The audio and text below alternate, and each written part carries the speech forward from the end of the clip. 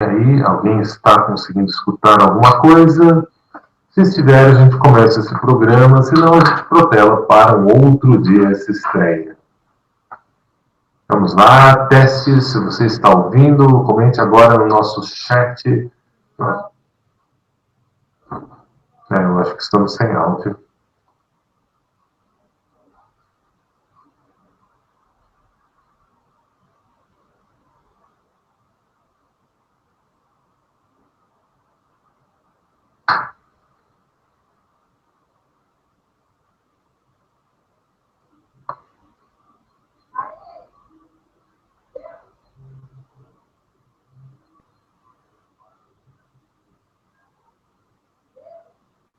Ok, agora 23 horas e 24 minutos, depois de 15 minutos de altas emoções, a gente inicia a nossa primeira edição do Bloody Night aqui no redvamp.com.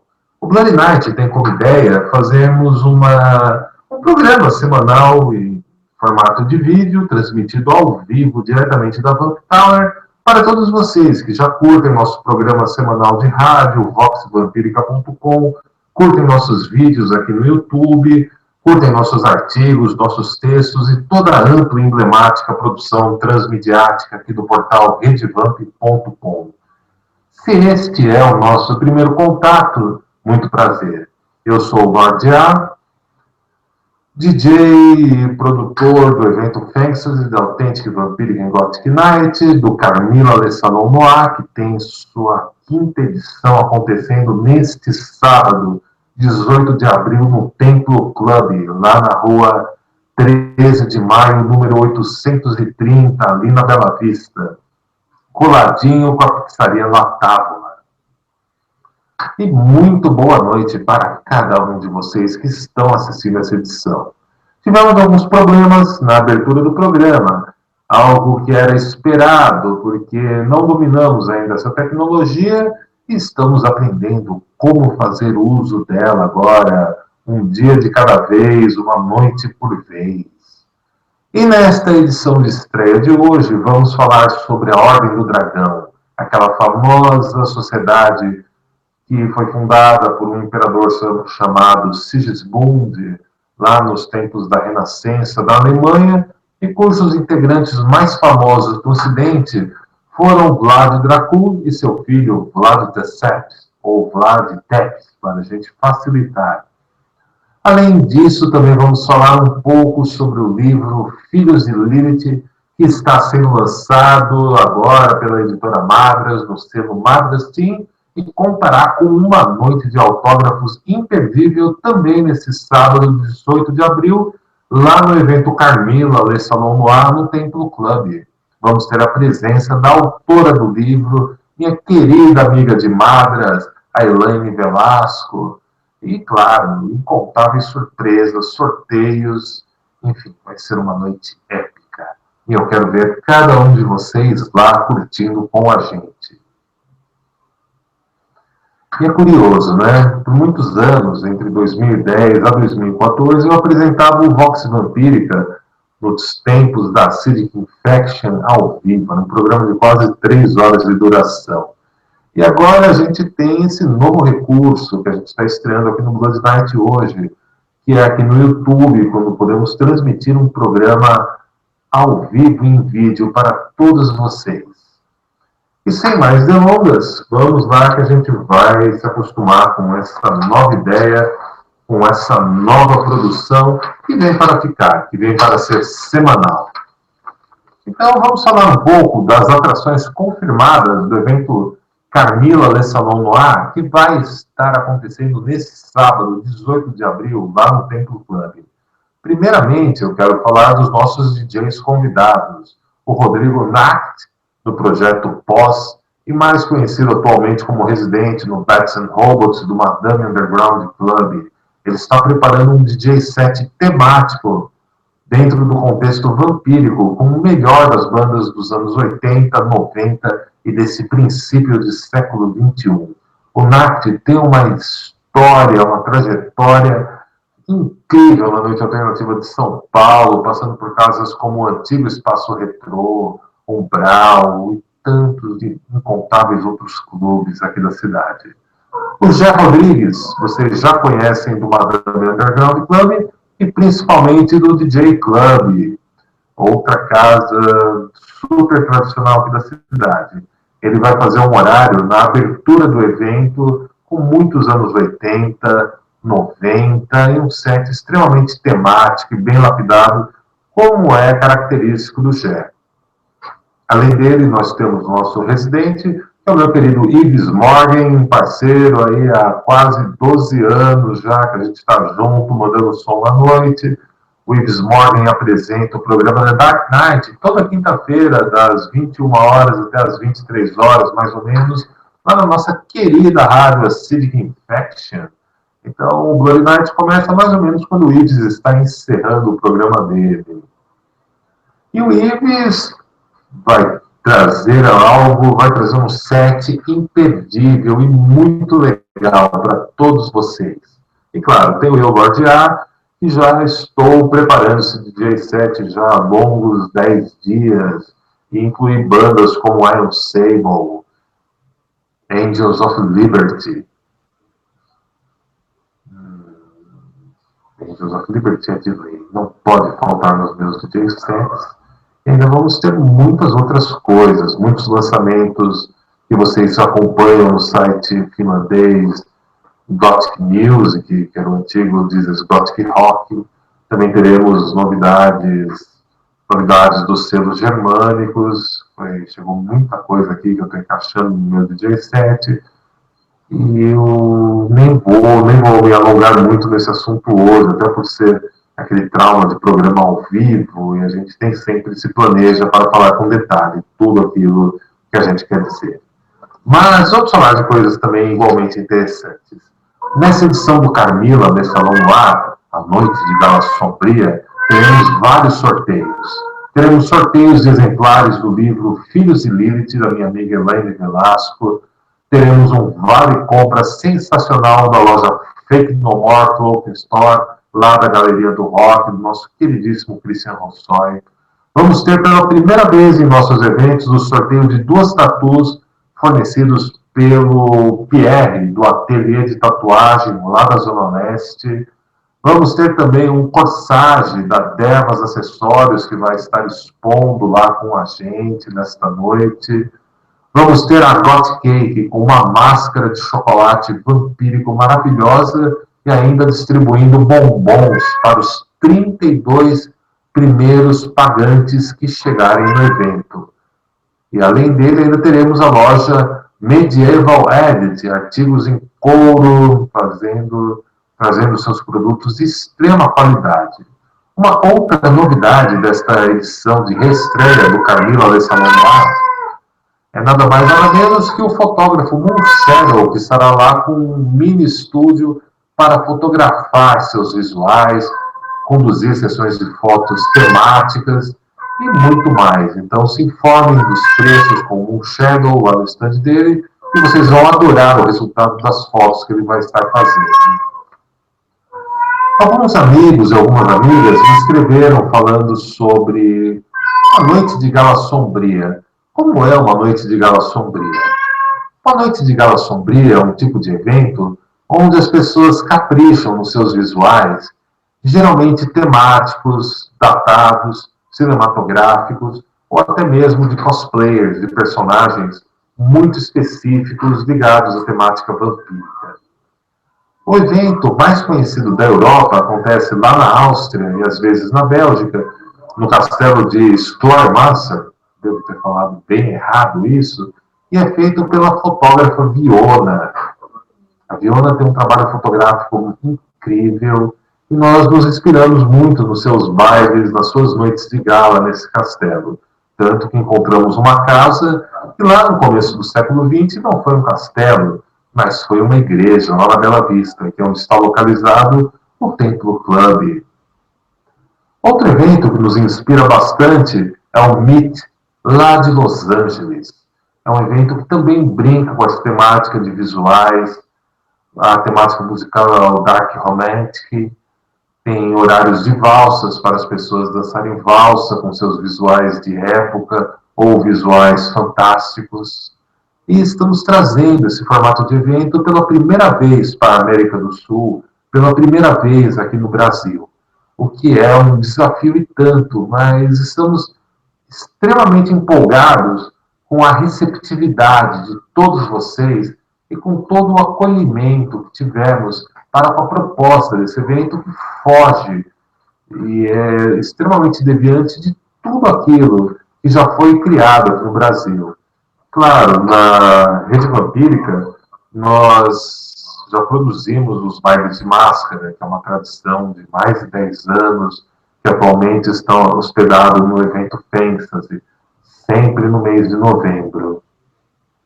E agora teremos o Carmila Noite de Gala Sombria, mais vezes no transcorrer do ano, acontecendo lá no Templo Club. E esta edição desse sábado, 18 de abril, abre as portas às 23 horas na rua 13 de maio, 830. Fica pertinho do metrô Brigadeiro, cerca de 10 minutos andando. Tem estacionamento fácil no local e a entrada custa R$ 20. E se eu fosse você, eu confirmava agora mesmo a sua participação neste evento.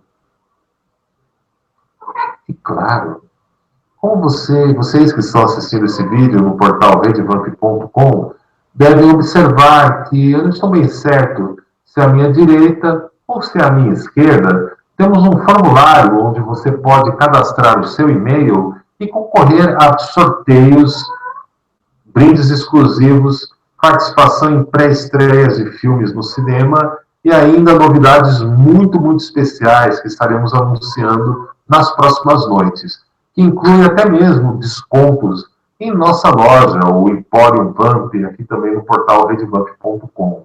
É só você digitar redevamp.com/loja e você encontra a nossa loja e verá que temos muitas, muitas novidades ali para vocês. E eu recebi aqui um recado e eu quero mandar um abraço muito especial para o nosso telespectador, o César Alvarez, está aí online aqui no chat participando com a gente nessa noite. Um grande abraço, César. Obrigado pela audiência. Se vocês também estão por aí curtindo o programa, deixem seu recado aqui no chat, que a gente manda um abraço, mandem suas perguntas, pode ser sobre fashionismo, sobre cosmovisão, seriados, games, que estiveram ao nosso alcance, certamente falaremos um pouco sobre elas. E agora que a gente já falou um pouco sobre o que vai acontecer nesse sábado, 18 de abril, lá no Carmila, Le Salon Noir, vamos agora com uma matéria, né? Vamos dizer, um artigo especial, diretamente das páginas do livro Mistérios Vampíricos, que muitos de vocês estavam aí, alguns estavam esperando. Vamos falar sobre a Ordem do Dragão. Toda história que realmente vale a pena ser contada e lembrada começa com um herói mítico. Assim como todas essas histórias pertencem apenas parcialmente a quem as contou e que inadvertidamente acaba colocando seus próprios pontos. Nosso herói mítico era um cavaleiro da Sérvia chamado Milos Obili. As pinturas o retratavam usando um elmo com um dragão prateado modelado na parte superior. Sua mãe dizia que ele era o filho de um dragão, que naquela terra era visto como nuvens de chuva ou de violentas tempestades. Sobre essas potências diziam até que feiticeiros ou integrantes de um rito baseado em processo estático chamado Solomonars, descendentes do mítico rei Salomão, podiam cavalgar tais dragões lá perto da Romênia. O grande sábio rei bíblico é uma associação interessante e pertinente para o contexto que abordamos. Embora eu suspeite de que temos aí um caso de sincretismo ou de algum deus local que acabou sendo vestido com as roupagens dele. Claro que Goétia, rainha de Sabá, ou uma peculiar visão astrológica são lembranças naturais para com esse assunto salomônico, embora talvez esses conteúdos possam não ter sido da autoria dele. O que temos é que a tradição da evocação desses espíritos poderosos, no caso os dragões, vamos deixar as associações de Santo Agostinho quanto a eles serem anjos caídos e afins de lado. pelo menos tanto quanto pudermos. É ancestral e presente entre muitos povos em todos os continentes. Na região da Hungria, Romênia e Sérvia, temos descendentes do povo Cumani, que detinham um xamanismo primeiro e onde trabalhavam o dragão como talvez um totem ou ancestral étnico, não havendo surpresa alguma em constatarmos que a chegada deles no leste europeu era aparentemente recente. Muitos tomaram abrigo na própria Hungria, fugindo das invasões mongóis por volta de 1230. Antes disso, viviam próximos ao norte do Mar Negro e ao longo da extensão do rio Volga, e eram influentes na política de Kiev e dos arredores. Eram nômades. Tinham boa cavalaria e potente força militar. São os fundadores da dinastia Bassarábide, na Valáquia, atual Romênia. Os documentos medievais se referem a eles como dinastia Vlach, sim, a mesma que alguns séculos depois teria Vlad II e Vlad III como principais expoentes, respectivamente Vlad Dracul e Vlad Tepes, ou o Empalador. E muitos cumanes se integraram facilmente às dinastias bizantinas, húngaras e sérvias. O Codex Cumicus, que data do século XIII, era uma espécie de dicionário para missionários poderem se comunicar com esse povo. Continha uma versão no idioma dele e no turco, da oração do Pai Nosso, a qual se referia sempre ao oculto e poderoso Pai dos céus e Senhor de tudo na figura de Tengri. Isso nos permite imaginar que a origem desse povo veio do interior do continente asiático, e seu oculto Pai Céu, que anima tudo e ainda todo o seu aspecto xamã,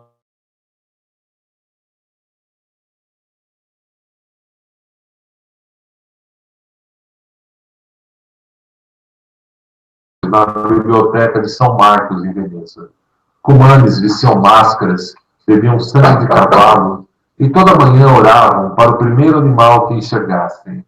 Também detinham o saber dos oráculos e tinham nos lobos e cães seus principais aliados espirituais.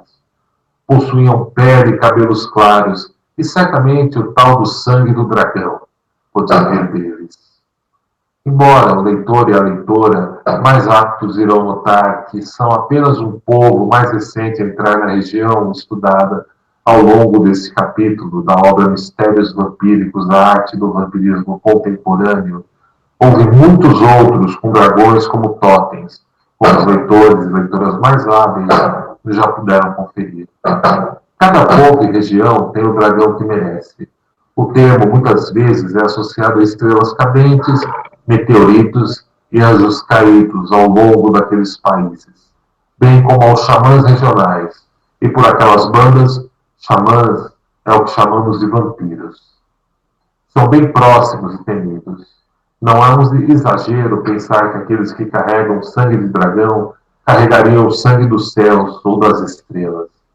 Certamente aqui o tom conotativo é apreciado, podendo oscilar desde escolhidos à ideia comum de mediunidade dos dias de hoje. Mas certamente não pode ser limitado por moral ou contexto religioso. E esse tema descansa no cerne do pensar pré-moderno e merece ao menos uma reflexão ponderada da parte de cada ouvinte dessa edição do Blood Night. Algumas pessoas podem associar esta questão do sangue a forasteiros ou até mesmo a alguns povos que navegassem em barcos com dragões entalhados na proa. Quem sabe seria uma iniciação especial junto ao culto de algum totem ancestral daquela área. O banquete de possibilidades e de simbolismo é vasto e suculento. Provou, afinal, bebendo sangue pode ser a mesma coisa que dizermos provou dos mistérios iniciáticos, mesmo que o tal herói fosse apenas um gentil cavaleiro errante inventado como símbolo para inspirar um povo local. Os abençoados com o sangue do dragão tinham cabelos claros ou ruivos, olhos claros e um olhar potente, que não é uma novidade de nenhum tipo, desde leitores de Arthur Machen, Kenneth Grant e mesmo Anne Rice.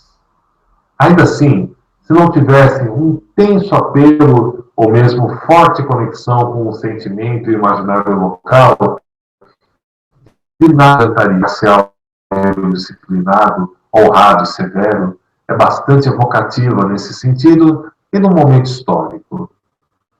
E São Jorge, ou São Yuri, apelido carinhoso dado a esse santo famoso em todo o mundo, Santo Yuri, né, apelido carinhoso dos eslavos ortodoxos, é uma imagem potente disso. Ele capitano, como diriam os vênetos em outras ocasiões. Solitários cavaleiros ou dragões sozinhos correndo através dos céus, como demonstrado em algumas imagens da época.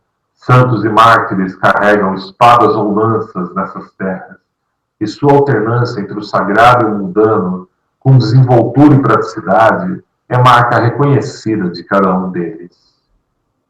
Existe um poema chamado Oblique Dragon Song, que enfatiza que o herói Milo teria força sobre-humana e dons espirituais apurados, embora não seja o único herói na poesia e na prosa a lutar contra os invasores turcos da Sérvia. As lendas atribuem a criação da Ordem do Dragão, que, dada a proximidade geográfica e cronológica, bem como seu principal objetivo, que era assassinar o sultão inimigo, a tornam uma excludente candidata hipotética a inspirar e influenciar a Ordem do Drácula ou Ordem do Dragão, que viria a ser fundada algum tempo depois. As origens de Milo eram místicas, só que o seu principal feito beira o épico. Ele e seus aliados dizem que eram 12, o que é simbólico e conveniente demais dentro do contexto hermético, iriam assassinar o tal sultão Murad I, durante a desastrosa Batalha de Kosovo. O fato é que Milo e seu grupo invadiram o acampamento fortificado e guarnecido pelo poderoso exército dos invasores e o grande herói matou o sultão, mas com todo o seu grupo foi retalhado e morto. Talvez exceto um deles, que teria sobrevivido e fundado uma famosa escola de cavalaria e treinado o filho do príncipe a quem Milo servia. A história é tão ressonante e impressionante que até hoje esse cavaleiro recebe honrarias, homenagens e tem aparições no folclore e na produção cultural da Sérvia. Milo Oblique servia como cavaleiro do príncipe Lazar e de sua influente família. Mesmo que o cavaleiro Milo não tenha existido, o príncipe Lazar e sua influente família, bem como seu martírio na mão dos traiçoeiros aliados de Vuk Brankovic, fazem parte da história, do folclore e do imaginário local, tendo os feitos que lhes foram atribuídos repercutido amplamente pelos Balcãs e leste europeu. E o próprio Lazar também é considerado um santo e um mártir em sua terra, recebendo a devoção de seus pares e da cultura de lá até os dias de hoje. Não devemos confundi-lo com outro Lázaro famoso das narrativas bíblicas. Mas vamos ao que interessa. Aquele sobrevivente da Sagrada Ordem do Dragão de Milo foi o tutor de Stefan Lazarevic, filho de Lazar e um dos mais prestigiados cavaleiros do seu tempo, sendo considerado o fundador da cidade de Belgrado, onde curiosamente seria encontrado o segundo livro apócrifo de Enoch. Integrou também o governo e a autoridade na Hungria. Stefan lutou batalhas importantes e fundamentais, confrontando até os invasores mongóis. Além disso, foi um pensador, poeta e artista que renovou o desenvolvimento intelectual na Sérvia, assim como dono de uma das maiores bibliotecas daquela época nos Balcãs. Sua principal obra foi a poesia Slovo Ljubive, a palavra do amor. Encontrou jazidas de prata e foi um rico déspota, tendo administrado a cidade de Belgrado, que na ocasião era a mais populosa da Europa. Dizem que ele fundou uma importante escola de cavalaria. Talvez a mesma tenha dado continuidade à Ordem do Dragão, criada por Milo. E tal escola foi mencionada até na obra do poeta menestral germânico Oswald von Wolkenstein, conhecido por explorar a Ásia e o norte da Europa em suas inúmeras viagens. Esse também é um integrante da Ordem do Dragão, que seria fundada em 1408, assim como o próprio Stefan, segundo os registros. Nada mais corriqueiro que confrades citarem os negócios de confrades. Pode ser que tal escola tenha sido abrigada no mosteiro de Manasirra, ou Ressava, uma obra bastante imponente do seu tempo como regente. Antes de falecer, o próprio Stefan escolheu como sucessor George Brankovic, que poderia ser membro do Dragão, a qual foi bastante fecunda em solo sérvio, tendo como integrantes as casas Arkanovic, Krenojevic, Brankovic, Djindvik, Kasic, Klesic, Pitlominovic e Frankovanovic, conhecidos como nada mais, nada menos que os dragões sérvios. O folclore local não estranhava mulheres que tivessem filhos com dragões uma vez que esses podiam assumir formas humanas e protegiam ou amaldiçoavam as colheitas com as chuvas e guardavam a fauna e flora locais.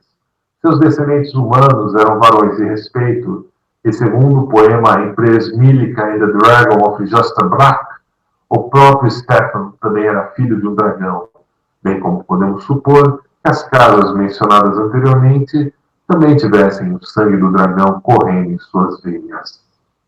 O que não surpreende, pois o imaginário eslavo aceita o dragão como um ancestral totêmico, e há bastante evidências disso ao longo de sua produção cultural, e os descendentes mais nobres o são por carregarem tal sangue ancestral em suas veias.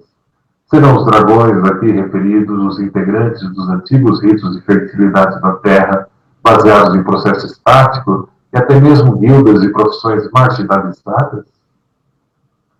Ou ainda, o que teria sobrado desses grupos, que aos poucos se misturavam com o povo da cidade e sintetizavam suas crenças com a igreja urbana. Claro que os leitores e leitoras da obra Mistérios Vampíricos, a arte do vampirismo contemporâneo mais aptos, perceberam que ao longo desse primeiro trecho, sobre as origens sagradas da Ordem do Dragão, não realizei nenhuma afirmação pontual, e basicamente explorei liricamente um contexto bastante novo e deveras instável para cristalizarmos afirmações mais sólidas ou duradouras. Creio que o tempo de pesquisa e muitas outras descobertas factuais ainda se fazem necessários sobre tais assuntos. Talvez a Ordem do Dragão, que surgiria em 1408, usasse seu peculiar emblema para afirmar a dominância católica sobre o dragão, visto que a Ordem de Milo ostentava o dragão sobre a cruz heráldica católica, uma irrelevância, ou melhor, uma irreverência eslava, talvez, cujo acesso à natureza é por meio do coração, entrando no coração dos ancestrais com coragem, e isso independe de qualquer dogma. Ainda assim, temos dragões naquela região que podem ser mais surpreendentes e inesperados, passando bastante longe do conteúdo costumeiramente associado ao tema que os leitores estão acostumados. Escolhi incluir tais histórias para ampliar o imaginário. Afinal, desde o começo, prometi contar uma boa história. Voltas são sempre bem-vindas em qualquer roteiro. Na verdade, são esperadas pela audiência ou por leitores e leitoras desse tipo de livro. Mencionar tais histórias apenas me tornam quem as mencionou, mas jamais alguém a tomá-las como realidade absoluta. No entanto, não ferem de nenhuma forma e os mais hábeis podem transformá-las em ouro. Já os tolos apenas perderão uma boa jornada criativa. Ficou com vontade de saber mais sobre essas origens míticas da Ordem do Dragão, bem como a origem da ordem histórica fundada pelo imperador Sigismundo e sua segunda esposa, Bárbara von Stirling? Não deixe de adquirir na nossa loja o livro Mistérios Vampíricos, a arte do vampirismo contemporâneo. Para vocês que compram pela loja eletrônica aqui do redvamp.com/loja, vocês ganham frete grátis e ainda o exemplar autografado. Então não percam tempo e encomendem já o seu exemplar de Mistérios Vampíricos, a arte do vampirismo contemporâneo.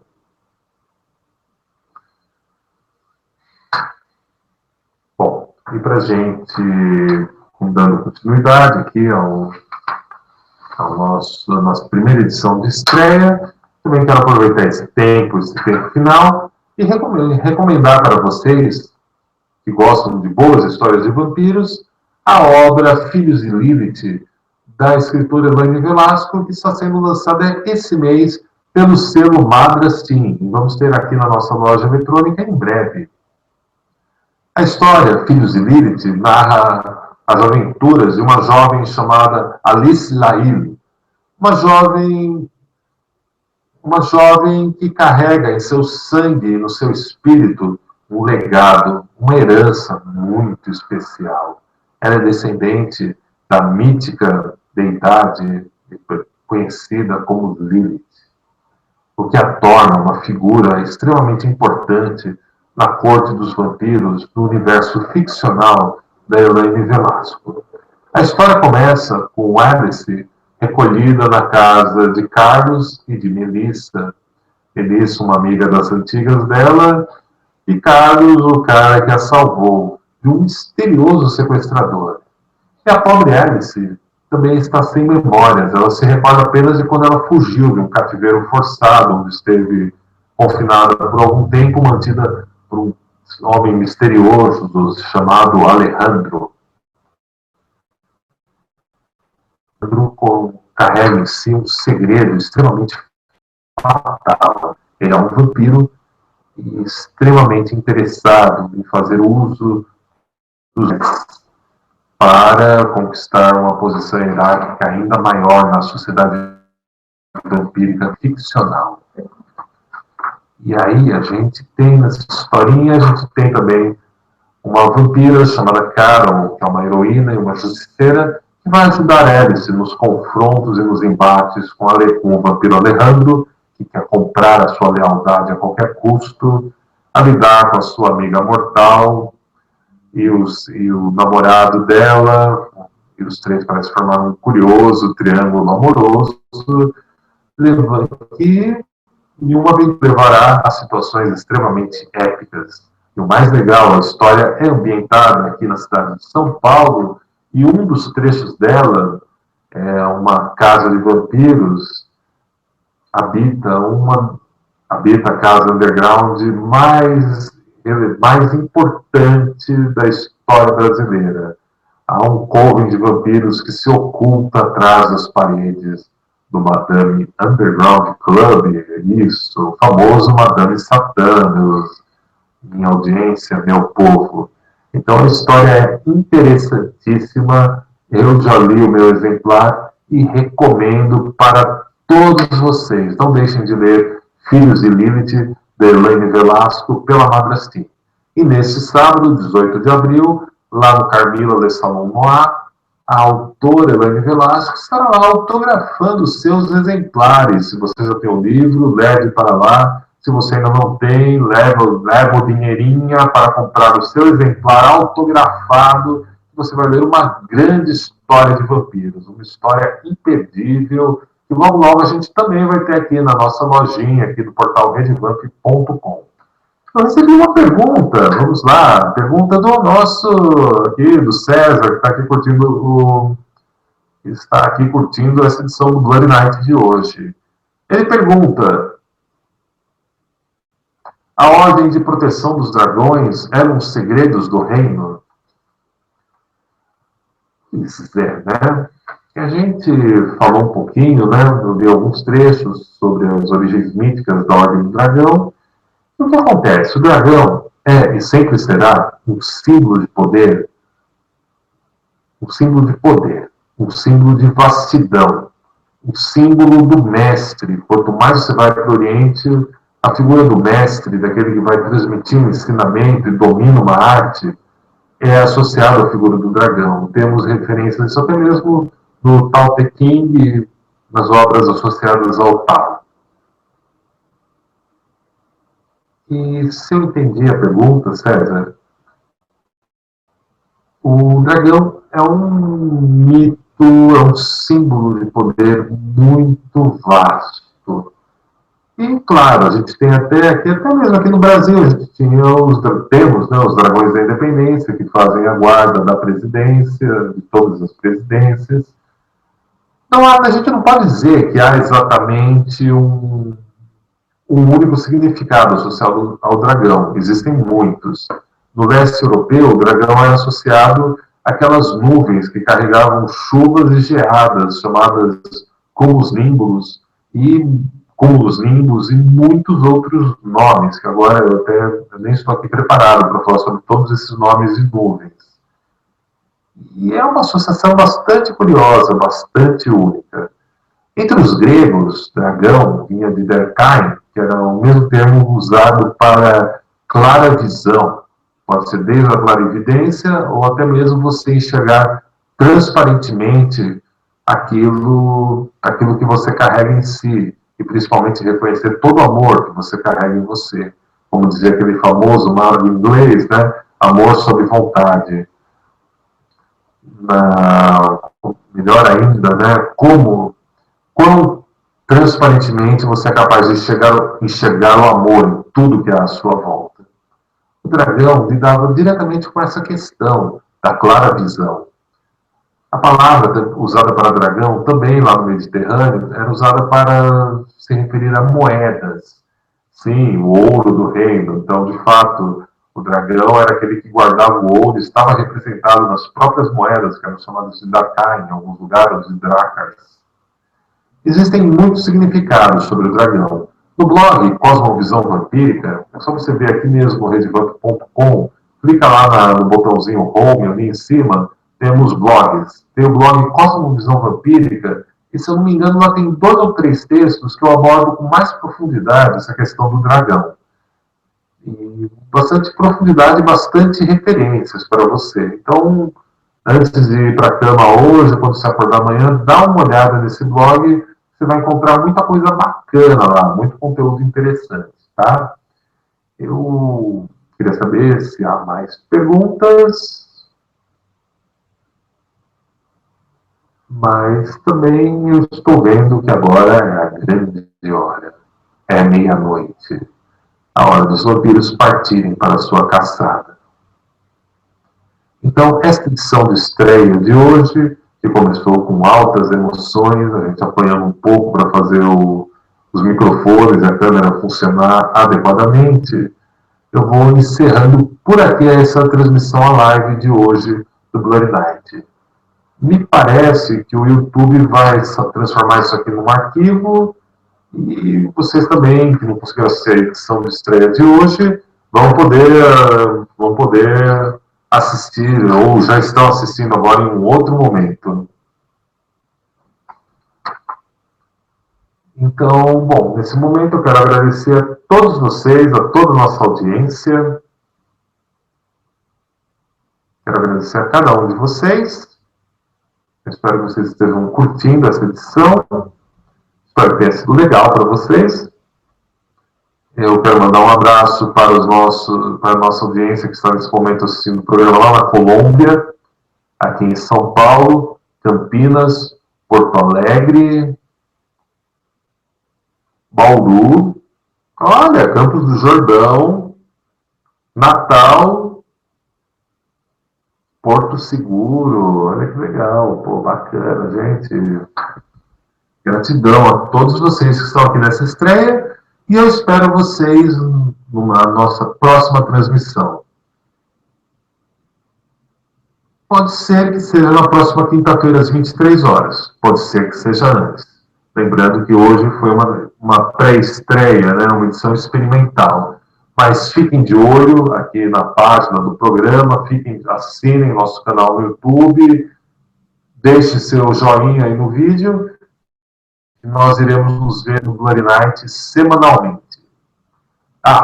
E não esqueçam de cadastrar o seu e-mail aqui no nosso formulário, para quem está assistindo no site, para vocês acompanharem as novidades, participarem de concursos, sorteios, pré-estreias exclusivas para assinantes do nosso mailing, e descontos especiais na nossa loja e muitas surpresas. Gratidão a cada um de vocês. Vamos melhorar ainda mais o Bloody Night nas próximas noites. Espero encontrá-los não só aqui na internet, mas também em nossos eventos. Tenham ótimas e prósperas caçadas. Nos vemos sob o longo e aveludado manto negro da noite.